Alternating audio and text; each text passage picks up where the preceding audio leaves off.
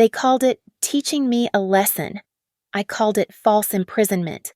The door slammed shut behind me, my phone ripped from my hands, and my uncle's laughter echoed through the glass. She'll learn. Standing in the darkness of my parents' porch, I didn't plan rebellion. I planned the end of a toxic dynasty. When they raised their glasses at the next family gathering, the knock at the door wasn't me asking to come back in. It was the law. And this time, they were the ones locked out of their own game. My name is Riley Hart, and I've spent the last decade helping people escape situations where landlords think they own not just property, but people. At Harbor Ridge Housing Services in Willow Creek, Colorado, I've seen every trick: illegal lockouts, utility shutoffs, intimidation tactics. I know the law like a weapon because sometimes it's the only defense vulnerable people have. Funny how I never thought I'd need it against my own family. Maya, my 9-year-old daughter, sat cross-legged on our living room floor, loading film into her vintage camera, a thrift store find she treasured more than any digital device her classmates carried. "Mom, why do we have to go to Grandma's party?" she asked, not looking up from the delicate task. I stared at the invitation on our kitchen counter, its cheerful yellow cardstock mocking me with forced enthusiasm. Family summer gathering, don't miss the fun. My mother Elaine's handwriting, all loops and exclamation points, hiding the reality of what these events actually were: carefully orchestrated performances where everyone pretended the Hart family was something it wasn't. "Because," I said, choosing my words carefully, "sometimes we show up for family, even when it's hard." The truth was more complex. Elaine had perfected the art of selective blindness, especially when it came to my younger sister Tessa. At 31, Tessa still lived for being the center of attention, the family's eternal princess who could do no wrong. Every family gathering became her stage, and the rest of us were just props. Then there was Uncle Gordon, Elaine's brother, who believed humiliation was a teaching tool and cruelty was just tough love. He had a special talent for finding your softest spots and pressing until you either broke or left. Frank, my father, had long ago chosen the path of least resistant silence, newspapers, and strategic trips to the garage whenever conflict arose. My phone buzzed, a text from Tessa. "Can't wait for tonight. Try not to make it weird this time." I screenshot the message, a habit I'd developed over the years. Document everything. Another buzz, this one from our family group chat. "Gordon, hope everyone's ready for some real family bonding. None of that participation trophy nonsense." "What's a participation trophy?" Maya asked, looking up from her camera. "Something Uncle Gordon thinks is ruining America," I said, then caught myself. "Sorry, baby.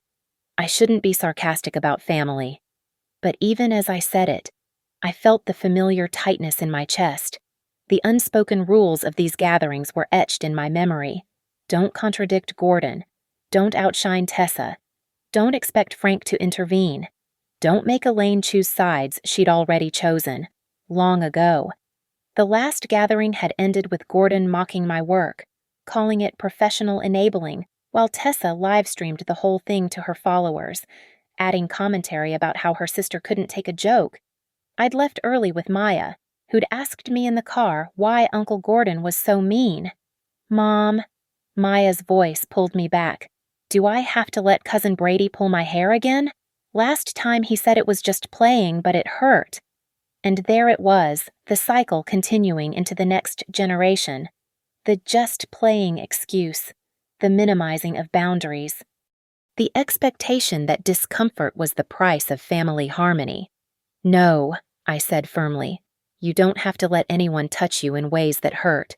Ever." She nodded, relieved, and went back to her camera. I looked at the invitation again. 6 o'clock sharp. My parents' house in the suburbs, with its perfect lawn and its imperfect history. The house where I'd learned to make myself small, to laugh off hurt, to swallow protests. Another text.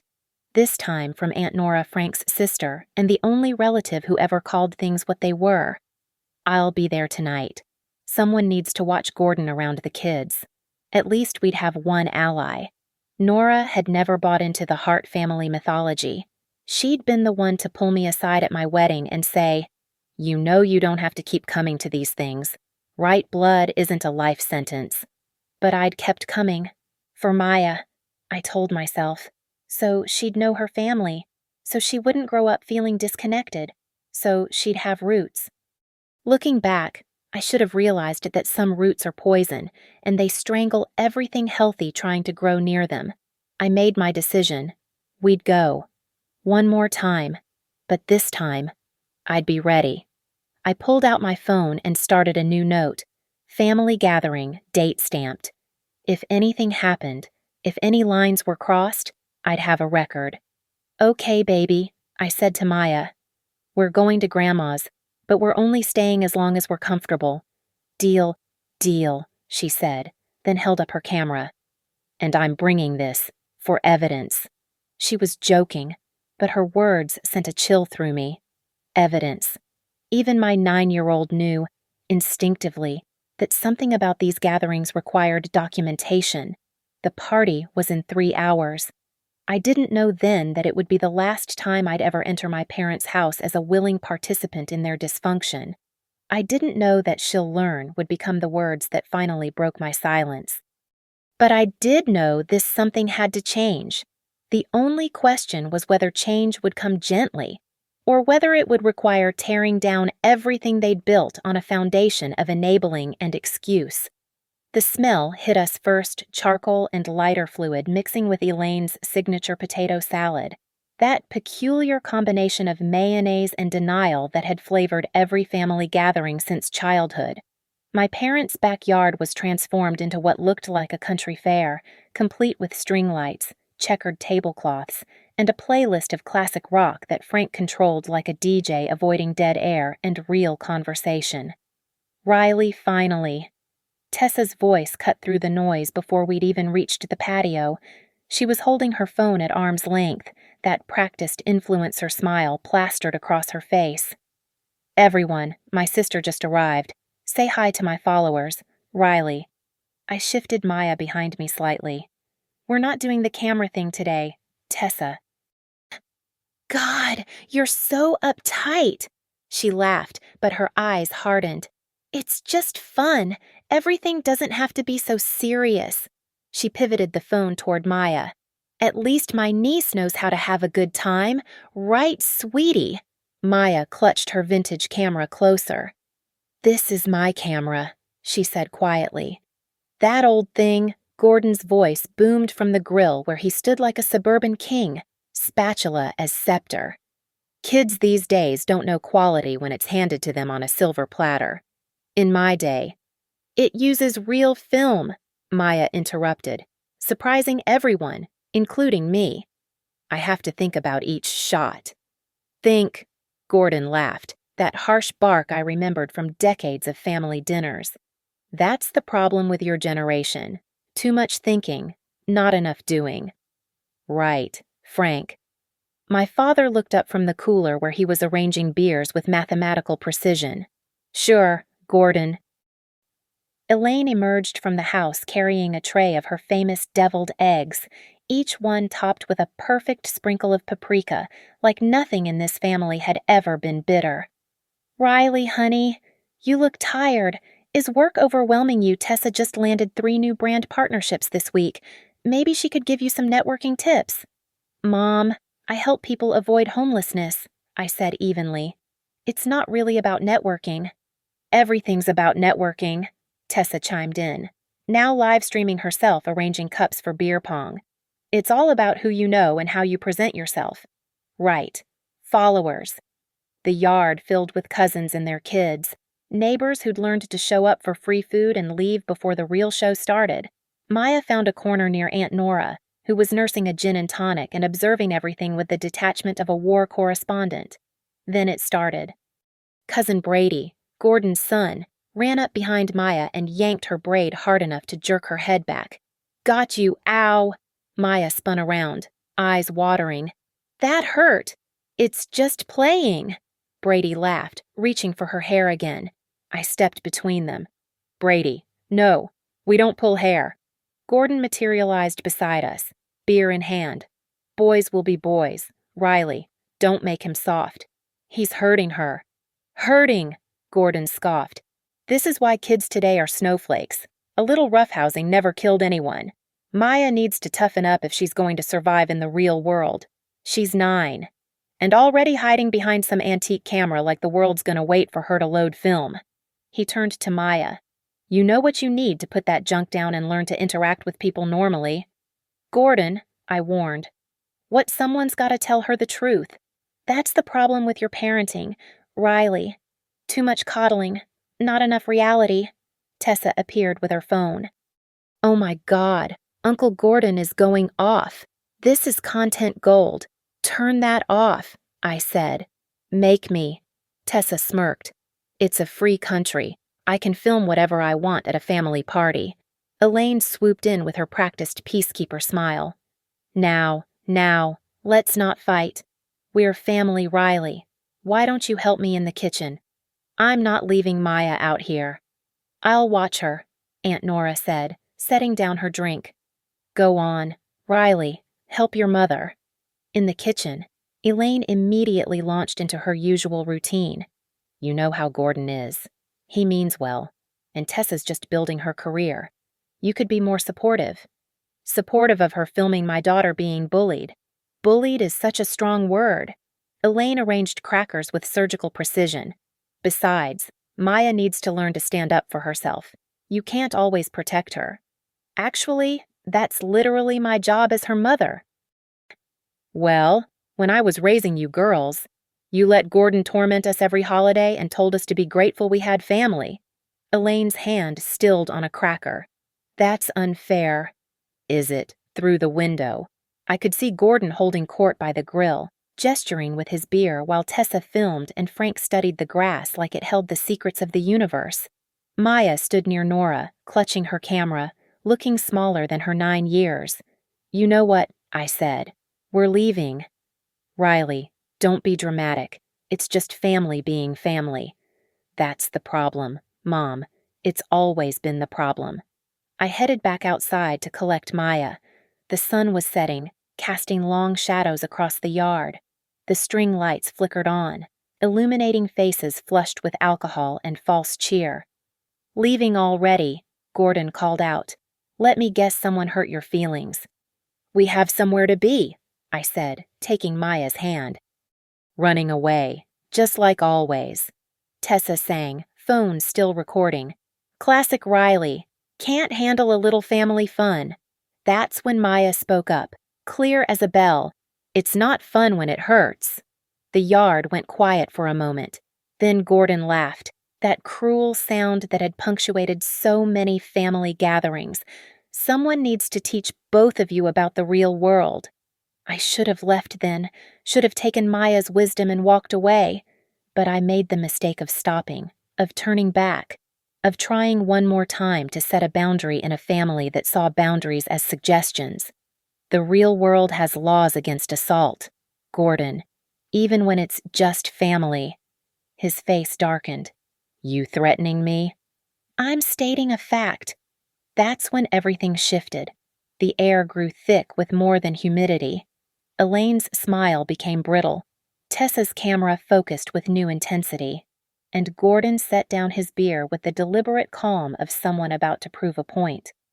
Maya, go inside and find Grandpa, I said quietly, sensing the shift in Gordon's posture, the way the yard had become a stage for something darker than family dysfunction. But Mom, now, baby. She slipped away, camera still in hand, and I felt marginally better knowing she was out of the immediate blast radius. But Gordon was already moving, Elaine and Tessa flanking him like some twisted tribunal. You know what your problem is, Riley. Gordon's voice had dropped to that dangerous register I remembered from childhood. You never learned respect. Respect is earned. Family is sacred, Elaine interjected, her peacekeeper mask cracking. You don't threaten family with lawyers and laws. I didn't threaten anyone. I stated, you need some air, Gordon said, suddenly steering me by the elbow toward the back porch. Cool down that hot head of yours. His grip was firm, but not painful. He knew exactly how to toe the line. Elaine opened the sliding door, and I found myself guided onto the enclosed porch, thinking they wanted to have this conversation away from the other guests. "Look," I started, turning to face them. "I'm not trying to ruin the party, but Maya has boundaries, and—" The sliding door slammed shut. The sound was final, metallic. I reached for the handle. Locked. Through the glass. Gordon's face split into a grin. Elaine stood beside him, arms crossed. That disappointed mother look she'd perfected when I was 5. Tessa had her phone up, recording everything. "What are you doing?" I knocked on the glass. "Open the door." Gordon's laugh was muffled but clear. He turned to Elaine, said something I couldn't quite hear. Then, louder. For my benefit and Tessa's camera. "She'll learn?" I pulled out my phone to call Aunt Nora. Gordon's hand shot out, yanking the door open just enough to grab my phone, ripping it from my grasp before I could react. The door slammed again. Click. "Are you serious?" I pounded on the glass harder. This isn't funny, but they were already walking away. Tessa gave a little wave, mouthing bye-bye at her camera with theatrical sadness. Through the kitchen window, I saw Elaine saying something to Maya, then ushering her deeper into the house, away from the back door, away from me. The porch was screened but not heated. My jacket was inside, draped over a kitchen chair. The temperature was dropping with the sun. Colorado evening cool settling in. I tried the door again. Definitely locked. The windows were all screened panels. No way to unlatch them from inside. "This is false imprisonment," I shouted, knowing they probably couldn't hear me, or wouldn't care if they did. The party continued in the yard. I could see neighbors glancing toward the porch, confused, but no one approached. Gordon had returned to his grill throne, beer in hand, gesturing broadly as he told some story. Probably about me. Probably about teaching necessary lessons. I tried the door to the yard, also locked. Of course. They'd thought this through. 15 minutes passed. 20. My arms were covered in goosebumps. Through the windows, I caught glimpses of Maya, Aunt Nora's arm around her shoulders. At least someone was with her. But I could see my daughter's confusion, her distress, the way she kept looking toward the back of the house. "Let me out." I tried again, louder this time.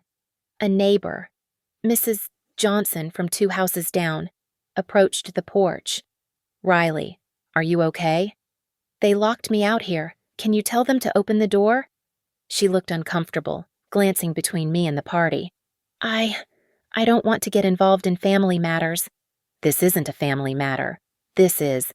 But she was already walking away, murmuring something about needing to get home. 30 minutes.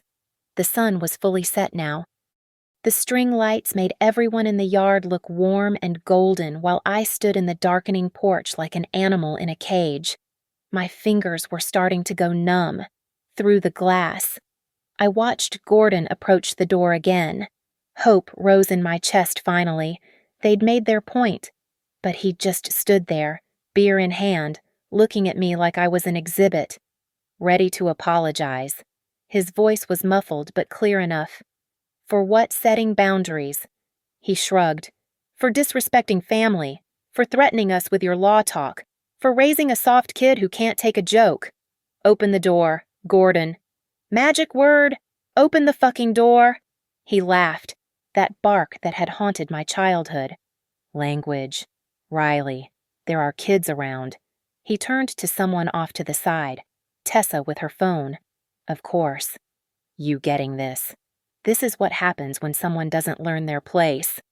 My place! I was shaking now, from cold and rage. My place isn't locked on a porch like a dog.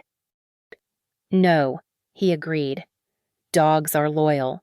Dogs understand pack hierarchy." He walked away again. Through the kitchen window, I saw him high-five Brady, teaching the next generation his brand of cruelty. Elaine was cutting cake, serving guests, playing the perfect hostess while her daughter stood imprisoned 10 feet away. 45 minutes. My teeth were chattering. I'd tried every window, every possible exit. The porch was a perfect trap, visible enough that I could see everything I was being excluded from, isolated enough that no one had to acknowledge what was happening. That's when I noticed it across the street, the Johnsons' Ring doorbell, its blue light steady. Their camera faced this direction. It would have caught me being pushed onto the porch, the door closing, Gordon taking my phone, maybe even caught the sound of, "She'll learn?" Evidence. The word came unbidden. Maya's joke from earlier that wasn't really a joke at all. A text would be going through to my phone right now. Maya's iPad was synced to my messages. She'd see if I tried to communicate. But my phone was somewhere inside with Gordon, probably documenting my crazy messages as further proof of my instability. An hour in, Aunt Nora appeared at the glass door. She didn't try to open it. Gordon was watching from the grill, but she mouthed silently, "Side gate, 10 minutes. Relief flooded through me, followed immediately by a rage so pure it could have heated the entire porch. The fact that I needed to be rescued from my own family's party. The fact that my daughter was inside watching adults she was supposed to trust do this to her mother. But more than that, the clarity of understanding that this wasn't a prank or a lesson or tough love. This was imprisonment. This was abuse. And they were so comfortable with it, so practiced, that they were doing it in full view of witnesses, recording it for social media, turning it into entertainment. Gordon appeared one more time as guests began to leave, the party winding down. He stood at the glass, Elaine beside him now, both of them looking at me like I was a problem they'd successfully contained. "Learned your lesson yet?" he asked. I stared back, memorizing their faces in this moment, their satisfaction, their cruelty, their absolute certainty that they were right. "Yeah," I said quietly. "I've learned exactly who you are." Something in my tone must have worried Elaine because she started to reach for the lock, but Gordon stopped her. "Let her sit with it a little longer. She'll learn." Those words again. "She'll learn." They would become the last words he'd ever say to me without a lawyer present. The side gate clicked open so quietly I almost missed it. Aunt Nora stood in the shadows, finger to her lips, gesturing urgently. I slipped through the screen porch's torn corner, a defect I'd noticed an hour into my imprisonment, and crept along the house's edge like a thief stealing back my own freedom. "My car," Nora whispered. "Maya's already there." We drove 3 blocks before anyone spoke. Maya was in the back seat, clutching her camera and my purse. Nora had grabbed it from the kitchen. My daughter's eyes were red-rimmed but dry, that forced composure children learn when adults fail them. "They said you needed a time out," Maya said quietly. "Like I was 5 and you were the child. I'm sorry you saw that, baby." "I took pictures." She held up her camera. "Through the window, of them laughing." Nora pulled into her driveway. "I called Frank 15 minutes ago, told him if that door wasn't unlocked in 60 seconds. I was calling the police myself. He unlocked it, but by then you'd already gotten out." Inside Nora's kitchen, warm and blessedly normal, I finally stopped shaking. Nora handed me her phone. "You need to document this. Now, while it's fresh." Document what family being assholes. False imprisonment is a felony in Colorado. "Riley, you know this, you work with housing law." The words hit like cold water. Of course I knew. I'd helped clients file reports when landlords locked them out. But this was different. This was family. This was no. That was exactly the thinking that had kept me returning to that house for 34 years. "The Johnsons have a Ring camera," I said slowly. "It faces the porch." "Good. What else?" I borrowed Nora's phone and called the local crisis hotline, not to report, just to create a record. "I need to document an incident," I told the counselor, and described everything: the forced isolation, the confiscated phone, the locked doors, my minor daughter being kept from me. She gave me a case number and recommended I file a police report. "Are you safe now?" she asked. "Yes. I'm with a family member who's helping." "Good. And your daughter? She's with me. If you decide to file a report, Having contemporaneous documentation helps. Take photos of any marks, save any messages, write down everything you remember with times.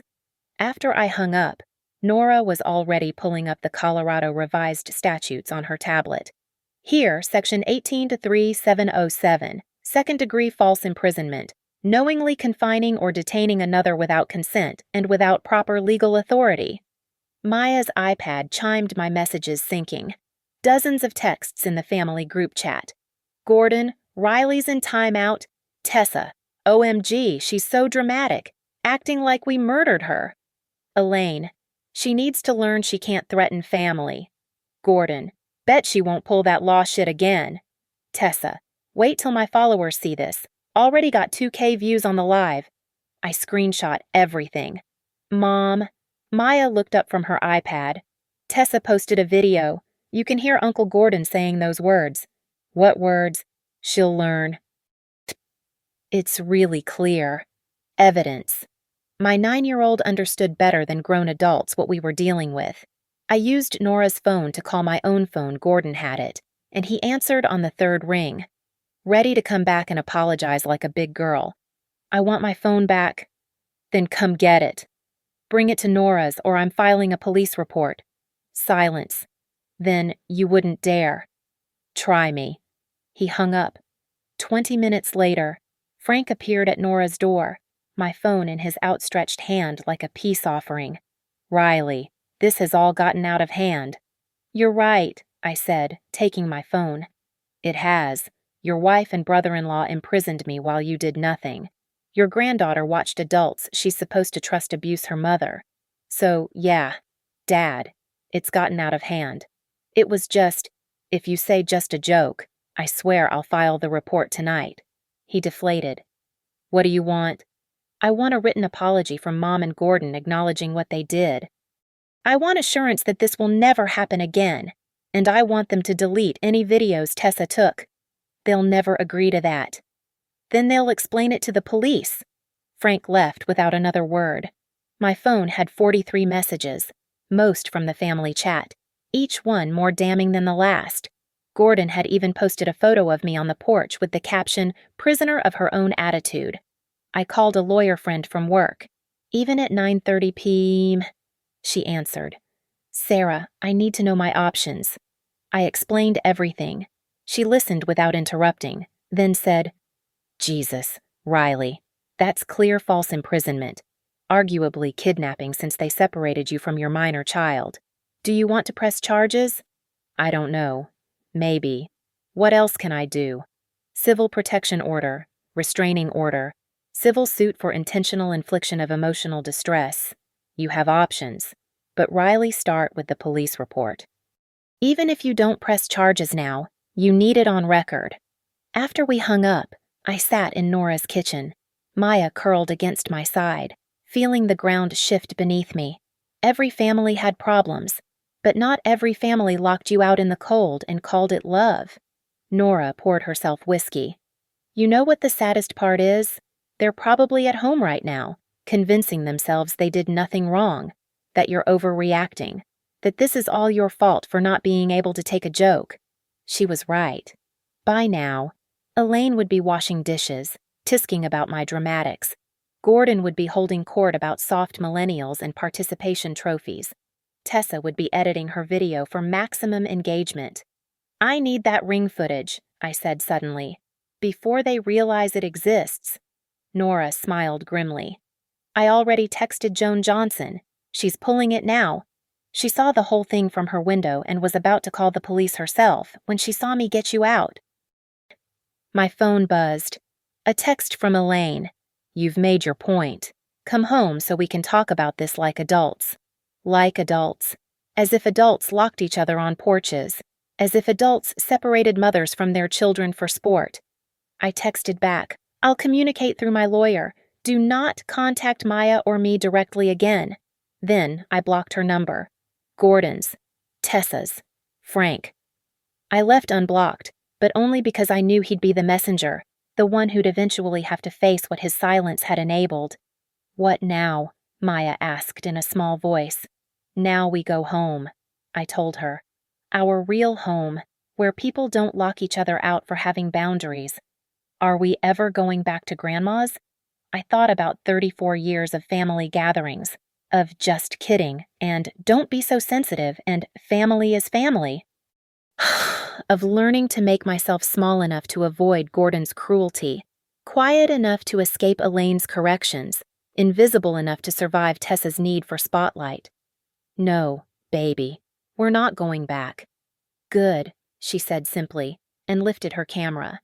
I got everything on film. For evidence? Evidence. Protection. Legal documentation.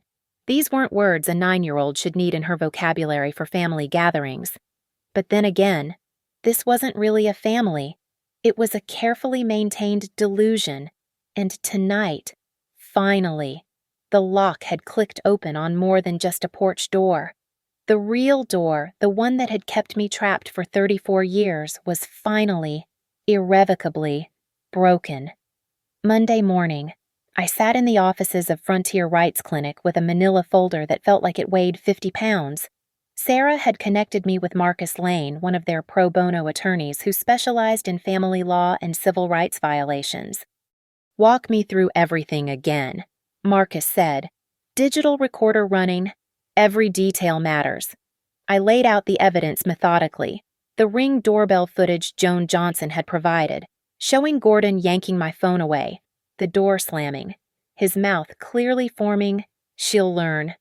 Maya's photographs through the window, time-stamped at 8:17 p.m., 8:32 p.m., 8:48 p.m., showing them laughing, toasting, carrying on while I was trapped. The screenshots from the family group chat, Tessa's live stream video, which a follower had ironically sent me with a concerned message. And this, Marcus held up a photo of my wrists, bruising from where Gordon grabbed me to take my phone. Documented at urgent care the next morning. Marcus nodded, adding it to the file. The criminal case for false imprisonment is solid, but you mentioned something about financial abuse. This was Nora's discovery. While I'd been focused on the immediate trauma, she'd been doing reconnaissance. Gordon manages a roof repair fund my parents supposedly contribute to monthly, I explained. Except Nora noticed he's been driving a brand new F-150 bragging about paying cash. My parents' roof hasn't been touched in 3 years. How much are we talking? $200 a month for 5 years? $12,000 total? Maybe more. Marcus whistled low. Elder financial abuse is serious in Colorado, if he's misappropriating funds designated for their home maintenance. Can we prove it? We'll need bank records, receipts. Does Frank know? He knows they pay Gordon. Whether he knows where it actually goes. I shrugged. He specializes in not knowing things. Marcus pulled up a legal document on his computer. Let's start with the cease and desist for Tessa. The live streaming without consent, especially of a minor. That's clear grounds. We'll demand all footage be removed and destroyed. She'll just say it was a public gathering, on private property where you had a reasonable expectation of privacy. Plus, she profited from it. I can see her live stream has a donation button. That changes things. We spent 2 hours crafting the letters, one to Tessa about the recordings, one to Gordon and Elaine demanding written acknowledgement of the false imprisonment and assurance it would never happen again. What response do you expect? Marcus asked. They'll minimize it. Say I'm overreacting. Family dysfunction, not legal violations. Good. Let them put that in writing. Their dismissal becomes evidence of lack of remorse if this goes to trial. The word hung in the air. Trial. Taking my own family to court. Marcus seemed to read my hesitation. You don't have to decide on criminal charges yet. But Riley, documenting everything now preserves your options. And frankly, it protects Maya. Maya, who'd asked me that morning if Uncle Gordon was going to jail. Who'd started checking that our doors were locked, twice, before bed. I need them to understand this isn't acceptable, I said, that there are consequences. Then we established the paper trail. Next step, Adult Protective Services for the financial abuse investigation.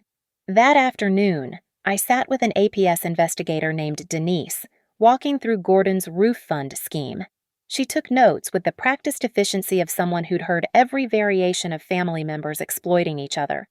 "We'll need to interview your parents," she said, "separately, to ensure there's no coercion. My mother will protect Gordon. He's her baby brother. That's her choice. But if funds designated for home maintenance are being diverted, that's fraud regardless of family consensus." By evening, the responses to our letters had arrived. Tessa's came via Instagram DM. "LMAO, are you seriously threatening me with a lawyer for filming at a family party? You're insane. This is why everyone thinks you're exhausting." I forwarded it to Marcus. Her refusal to comply meant we could escalate. Gordon and Elaine's response came through Frank. A voicemail left while I was in Maya's school explaining why she'd been having nightmares. "Riley, your mother and Gordon think you're blowing this out of proportion. They're willing to move past it if you apologize for the lawyer threats and agree to family counseling. This doesn't have to destroy everything." Family counseling.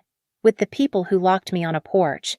The therapeutic equivalent of asking me to negotiate with my captors. I texted Frank. "They can respond to the lawyer directly. Their dismissal is noted." Nora called that evening. "Gordon's panicking.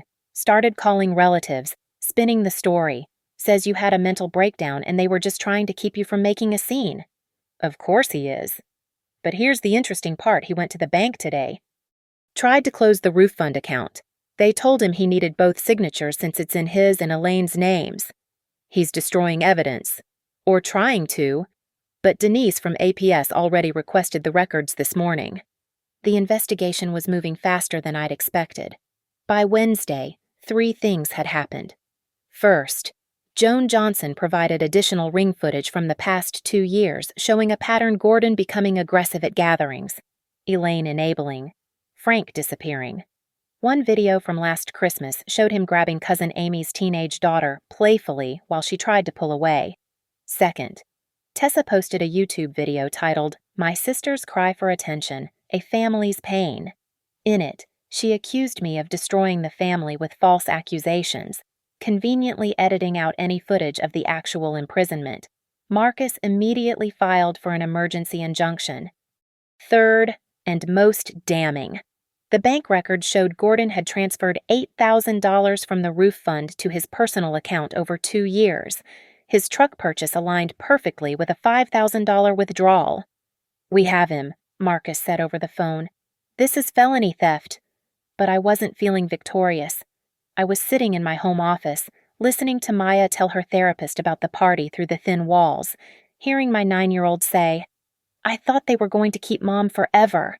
The next family gathering was already being planned. A text from a cousin showed Gordon organizing a support the family barbecue, painting me as the villain destroying family unity.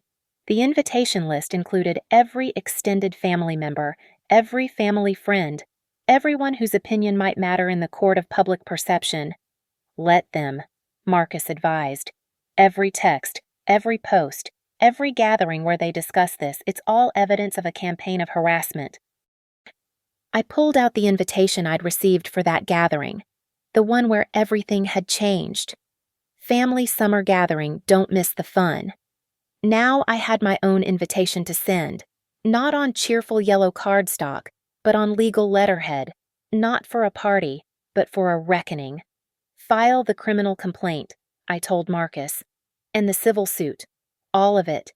"You're sure?" I thought about Maya's nightmares, about 34 years of just family being family, about every child at every future gathering who might be next. "They wanted to teach me a lesson," I said. "Let's see how they like learning about legal consequences." The gathering they were planning would happen. But this time, the guests of honor wouldn't be family. They'd be process servers, investigators, and the weight of every choice they'd made thinking blood meant immunity from consequence. Gordon thought he was organizing a rally. He was actually planning his own ambush. The invitation arrived on Thursday, hand-delivered by Frank to my office, a violation of my request for no direct contact, but perfectly calculated to avoid documentation. "Your mother wants to fix this," he said, standing in the doorway of Harbor Ridge Housing Services like a man delivering a ransom note. "One more family gathering. Clear the air. No lawyers. I looked at the invitation. Same cheerful yellow cardstock. Family healing gathering, let's come together. Saturday, 6 p.m., their house again. Tell Mom I'll be there, I said. Frank's relief was palpable. You will. That's wonderful. She'll be so pleased. I'm bringing guests.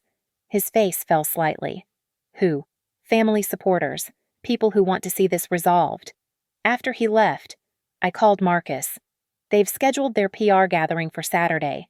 Are we ready? Process servers are lined up. Denise from APS can attend. She's finishing her investigation. Judge signed off on the temporary restraining order for Maya. Gordon can't come within 100 feet of her pending the hearing. He'll violate it immediately. He won't be able to help himself. Good. That's additional charges. I spent Friday preparing my own guest list. The process servers, 2 professionals who specialized in high-conflict situations. Denise from Adult Protective Services. Officer Janet Rodriguez, who'd taken my criminal complaint and found the pattern of behavior concerning enough to attend off-duty. And, surprisingly, 3 other relatives who'd reached out after hearing Gordon's version of events. Cousin Amy, whose daughter had been grabbed in that Christmas video, texted, I always knew something was off. We'll be there.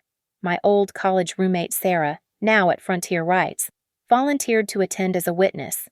Someone needs to document this properly, she said.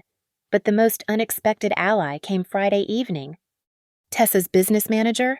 Yes, she had one called me directly. Ms. Hart, I'm David Kim from Stellar Social Management. I'm concerned about liability issues regarding content posted without consent. We'd like to resolve this quietly. Then she should have responded to the cease and desist. She's young, impulsive. Her family encouraged the posting. A pause. I've advised her to distance herself from the situation, but she insists on attending Saturday's gathering. I thought you should know she plans to live stream the entire event. Thank you for the warning. Ms. Hart, I'll be there too. With our legal counsel. Tessa doesn't know yet. Saturday arrived gray and humid, the air thick with pending storm. I dressed carefully professional but not formal, nothing they could paint as aggressive or unstable. Maya was safe at Nora's house with a babysitter, despite Elaine's texts insisting she should be at the healing gathering. I arrived at 5:45 p.m. The driveway was already full. Gordon had rallied the troops. Through the window, I could see the performance setup. Elaine had prepared enough food for 50 people. Frank had his usual cooler fortress, and Gordon stood at the grill like a general preparing for battle. I texted my team 15 minutes. Inside, the atmosphere was aggressively festive. A Family Forever banner hung across the living room. Tessa had set up a ring light in the corner, her phone already recording. The extended family clustered in groups, voices low, occasionally glancing at the door. Riley, Elaine rushed over, arms open for a hug I didn't return. I'm so glad you came to your senses. Hello, Mom. Gordon appeared, beer already in hand. Look who decided to show up. Where's Maya hiding again? She's safe. Safe? He laughed. From her own family. You really have lost it. I checked my phone. 6:02 p.m.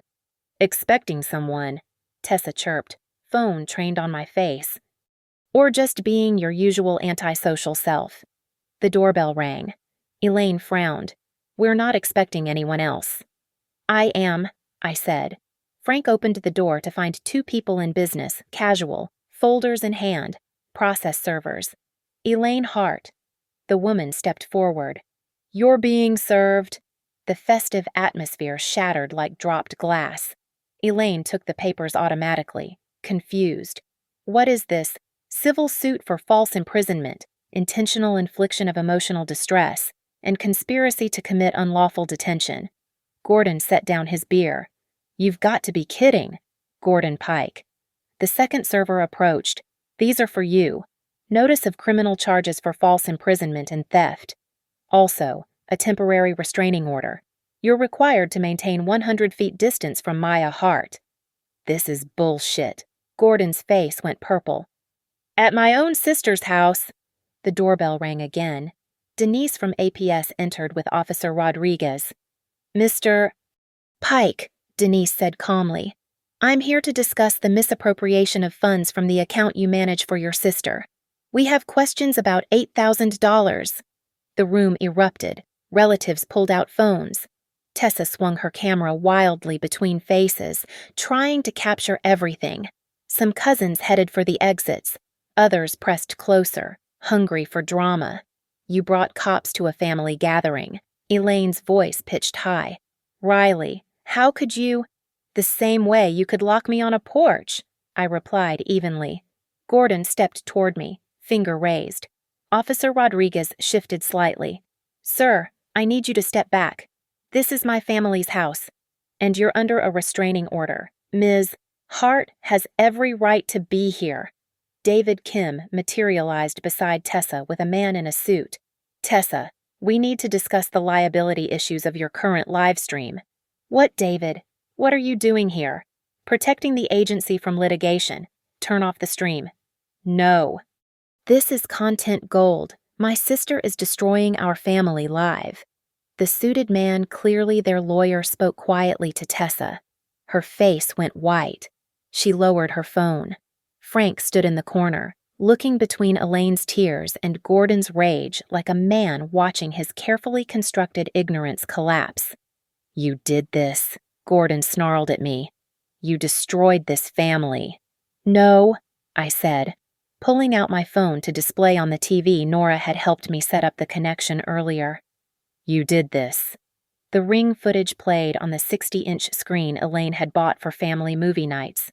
There was Gordon, grabbing my phone, the door slamming, his voice, clear as day. She'll learn. The room went silent except for the video. Then Maya's photos appeared time-stamped, showing them partying while I was locked outside. Then the screenshots of their texts, each one more damning than the last. That's taken out of context, Gordon stammered. Wow, what context makes locking someone outside acceptable? Cousin Amy asked suddenly. What context makes it okay to separate a mother from her child? Sides were forming now. The enablers versus the shocked. The complicit versus the appalled. I have a statement, I said, pulling out a single sheet of paper. 60 seconds of truth. I looked directly at Gordon, then at Elaine, then at the camera officer Rodriguez was holding to document everything. For 34 years, I've attended these gatherings where cruelty was called humor, where boundaries were called weakness, where a child's pain was called overreaction. I've watched Gordon Pike abuse his position as the family patriarch, stealing money meant for my parents' home, assaulting children and calling it play, imprisoning me for demanding basic respect. I've watched Elaine Hart enable every moment, choosing comfort over conscience. And I've watched Frank Hart perfect the art of cowardice, present but never accountable. How dare you? Elaine started. I'm not finished. Tonight, you invited me here to heal. But healing requires acknowledgement, accountability, change. You offer none of that. So instead, I offer you the legal consequences of your actions, the documentation of your choices, the end of my silence. I folded the paper, tucked it away. The authorities will handle the rest, but know this: every family gathering from now on will happen without Maya and me. Every holiday, every birthday, every staged performance of family unity. We're done being props in your dysfunction. Gordon lunged forward, forgetting Officer Rodriguez was there. He made it 3 steps before she intervened. Sir, you're violating the restraining order. Step back or I'll arrest you. In my own family's house, this is insane. But he stepped back, the reality finally hitting him. This wasn't his kingdom anymore. The rules had changed. The doorbell rang one more time. The doorbell's chime cut through the chaos like a judge's gavel. Everyone froze, heads turning toward the sound. Even Gordon, mid-rant about his violated rights, fell silent. Frank moved to answer it with the mechanical precision of a man sleepwalking through disaster. The door opened to reveal 2 more figures, a tall woman in a severe blazer carrying a briefcase, and behind her, a younger man with a camera mounted to his shoulder, Not a phone, but professional equipment with a local news station logo. "Good evening," the woman said, her voice carrying the kind of authority that made people straighten their spines. "I'm Patricia Faulkner from the district attorney's office. I believe we're expected." Elaine's face drained of color. "The district attorney's office, Riley. What have you done?" "Ms. Hart filed a criminal complaint," Patricia said, stepping into the house uninvited. "Given Mr. Pike's position on the school board and his access to minors, we're taking these allegations very seriously." The cameraman stayed on the porch, but his lens was clearly capturing everything through the doorway. Someone had tipped off the media, probably one of the relatives who'd already fled, sensing the magnitude of what was unfolding. "Turn that camera off," Gordon roared, starting toward the door. Officer Rodriguez stepped between them. "Sir, final warning. Stay back." Patricia Faulkner surveyed the room like a chess player examining the board. Her gaze landed on the TV, where the ring footage was frozen on Gordon's laughing face. "Is that the video evidence?" she asked me. "One of several pieces, yes. We'll need copies of everything for the criminal prosecution." "Criminal prosecution." Tessa's voice cracked. She'd been silent since her manager's intervention, but this was too much. For a family disagreement, Patricia turned to her with the kind of smile that preceded legal devastation. "Ms. Pike, I understand you've been monetizing videos of these incidents. We'll need to discuss your liability as an accessory." David Kim physically pulled Tessa back before she could respond, whispering urgently in her ear. The extended family had pressed themselves against the walls like they were trying to disappear into the paint. Some were openly recording now, but not for entertainment, for protection, evidence of their own non-involvement. "This is a family gathering," Elaine said, her voice trembling.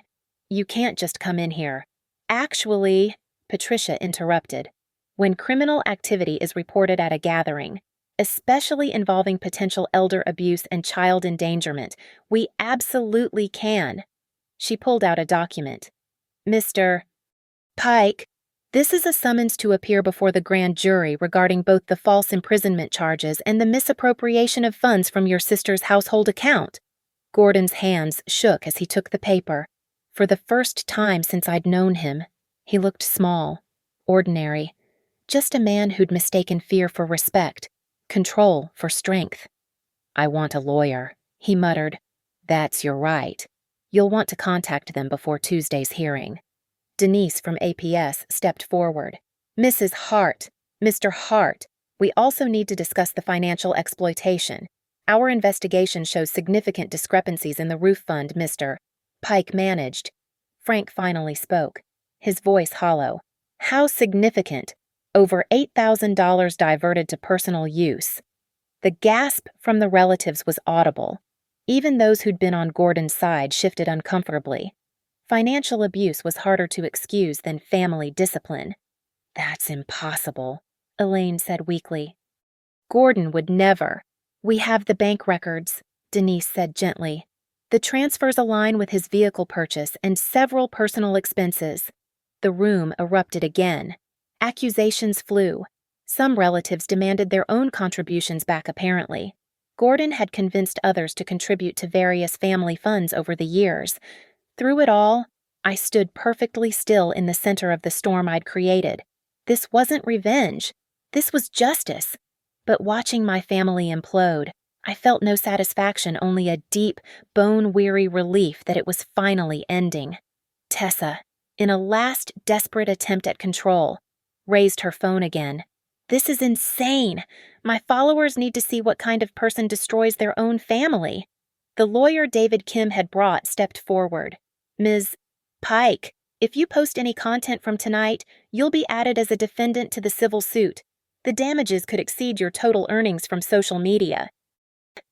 She lowered the phone again, tears streaming down her face, not of remorse, but of rage at losing her audience, her content, her carefully curated victim narrative. Officer Rodriguez checked her watch. "Mr. Pike, you have 5 minutes to leave the premises. The restraining order is now in effect. This is my sister's house. And Ms. Riley Hart is legally present. You are not." Gordon looked at Elaine desperately. Tell them to leave. Make them go. But Elaine was staring at the bank records Denise had produced, seeing the evidence of her brother's betrayal in black and white. You stole from us. I borrowed. You stole. While we worried about the roof, while Frank took extra shifts, you bought a truck. The betrayal in her voice was almost pitiful. She could excuse cruelty, enable abuse, but theft that was too concrete, too undeniable. Family helps family, Gordon tried weakly. Family doesn't steal, Cousin Amy said loudly. Family doesn't lock people outside. Family doesn't hurt children and call it love. The room divided visibly now, those standing with me near the door, those hovering near Gordon and Elaine in confusion, and those already edging toward exits, wanting no part of either side. Patricia Faulkner checked her phone. The news crew outside has been joined by 2 other stations. Mr. Pike, I suggest you leave through the back door unless you want your perp walk on the 11 o'clock news. Perp walk. The words hung in the air like a verdict. Gordon grabbed his keys from the counter, his face a mask of fury and humiliation. He pointed at me one last time. This isn't over. Yes, I said quietly. It is. He stormed toward the back door, then stopped, turning to Frank. You're just going to let this happen. Your own daughter destroying everything. Frank looked at him steadily, and for the first time in my life, I saw my father choose a side. The only thing destroyed here is the illusion. Gordon. Maybe it's time we stopped pretending. Gordon's exit was followed by absolute silence. Then, one by one, the relatives began to leave. Some squeezed my shoulder in support. Others avoided eye contact. The news crews captured every exit, the family gathering becoming public spectacle. Patricia Faulkner handed me her card. We'll be in touch about your testimony. You did the right thing. Ms. Hart. As the officials prepared to leave, Elaine approached me, mascara streaking her cheeks. How could you do this to us? You did this to yourselves. I just stopped letting you do it to me. We're your family. No, I said, thinking of Maya safe at Nora's, thinking of Aunt Nora who'd risked family exile to help me, thinking of chosen family versus blood relatives. Family protects each other. Family respects boundaries. Family doesn't lock doors and call it love. The house was emptying now, the family healing gathering banner hanging crooked, mocking the scene below it. Tessa sat on the couch, David Kim beside her, explaining the legal ramifications of her social media empire built on exploiting family pain. I walked toward the door, that same sliding door where this had all started, but this time I was the one choosing to leave, the one in control of the exit. Behind me, I heard Elaine sob to Frank, "Open the door, let some air in, I can't breathe." The irony of her words, so similar to what I'd begged for weeks ago, wasn't lost on anyone remaining. Frank's response was barely audible. "I think all our doors are already open now. Question is whether we'll like what comes through them." The news vans were still there, their lights turning the suburban street into a stage. I walked past them without comment, past the neighbors who'd emerged to witness the Hart family's public unraveling, past all of it toward my car parked strategically by the curb facing out, ready for escape. But I stopped at the sliding glass door one last time. Through the glass, I could see them all. Elaine collapsed in Frank's arms, Patricia Faulkner directing Officer Rodriguez to collect additional statements, Tessa being escorted out by her manager and lawyer, her live-streaming empire crumbling in real time.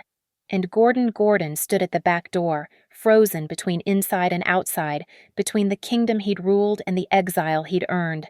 His hands were on the door handle, shaking. "Open it," I said, though he couldn't hear me through the glass. "Open the door." As if sensing my presence, he looked up. Our eyes met through 2 panes of glass and 34 years of dysfunction. His mouth moved, forming words I knew by heart. She'll learn. But I had learned. I'd learned that family wasn't obligation, but choice. That love wasn't control, but freedom. That doors could lock both ways, And sometimes the best thing you could do was walk through them and never look back. Gordon yanked the sliding door open not smoothly, but with the jerky desperation of a man who'd just realized he was the one trapped. The sound of the door's rails screeching echoed across the yard, a perfect mirror of that night he'd locked me out. But this time, he was the one stepping into darkness, into consequence, into a world where his word wasn't law. Officer Rodriguez appeared beside him. "Mr. Pike, you need to leave now." He stumbled out onto the same porch where he'd imprisoned me, looking smaller with each step. The news cameras swiveled to track his movement, their lights harsh and unforgiving. Tomorrow, his school board position would be under review. His reputation, built on fear disguised as respect, would crumble. The king of family gatherings reduced to a man violating a restraining order at his own sister's house. Patricia Faulkner emerged behind him, her voice carrying clear across the yard. "Mr. Pike, remember any attempt to contact Ms. Hart or her daughter will result in immediate arrest." He didn't respond, just walked to his truck, that $60,000 symbol of theft, and drove away. No squealing tires, no dramatic exit. Just a quiet retreat of a bully who'd finally met consequences. I returned to the front of the house where more relatives were leaving. Cousin Amy stopped beside me, her teenage daughter in tow. "Thank you," Amy said quietly, "for doing what the rest of us couldn't."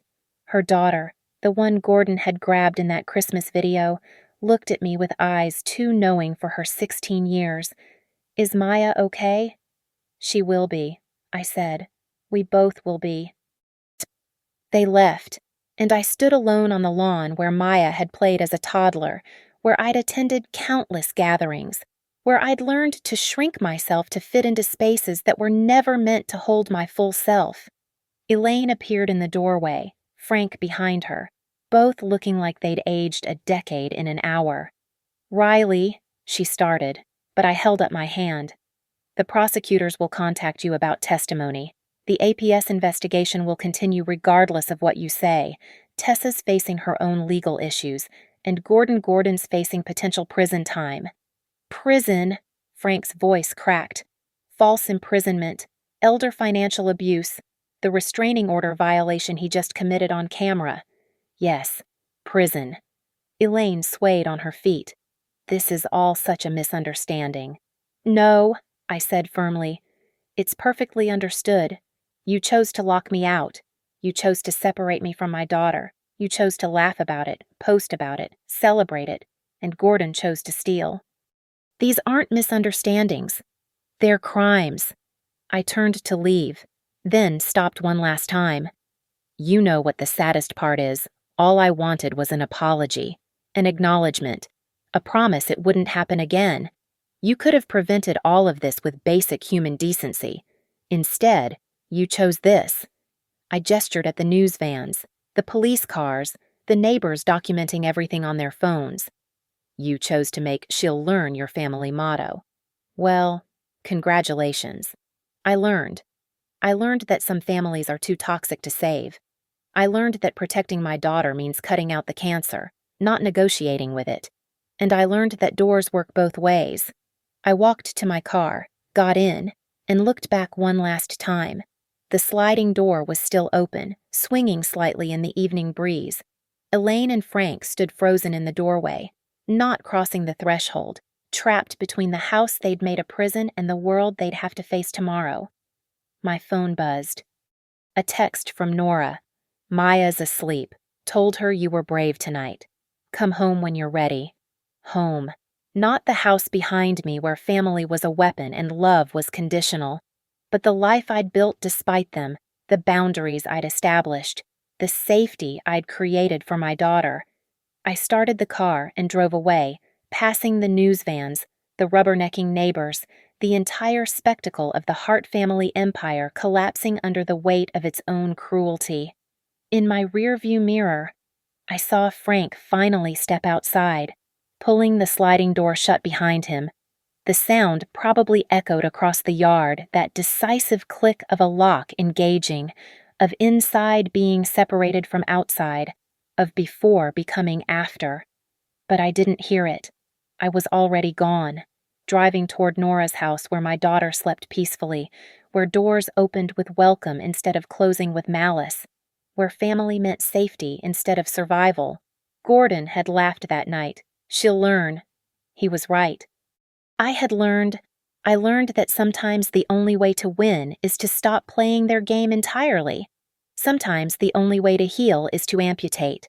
Sometimes the only way through a locked door is to never approach it again. The last family gathering was over. There would be depositions and trials, testimonies and verdicts. There would be relatives who'd never speak to me again, and others who'd finally feel free to share their own stories.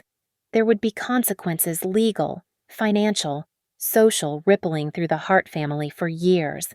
But for me and Maya, it was already finished. We were free. The door was finally, permanently, irreversibly open, and we'd walked through it into a life where love didn't lock you out, family didn't require lawyers, and she'll learn became she escaped. Gordon had given me the greatest gift of all the fury to finally leave, the evidence to ensure justice, and the clarity to never ever go back. "Open the door," I demanded that night, freezing on the porch. Tonight. I realized I'd been asking the wrong question all along. The question wasn't how to get them to open the door. It was why I kept knocking on it in the first place. Thank you so much for listening to this story. I'd love to know where you're tuning in from. Drop a comment below and let's connect. If this story resonated with you, please subscribe to the channel and share your thoughts. Your experiences and perspectives matter, and I'd really like to hear what you think about family, boundaries, and standing up for yourself. Don't forget to hit that notification bell so you won't miss the next story.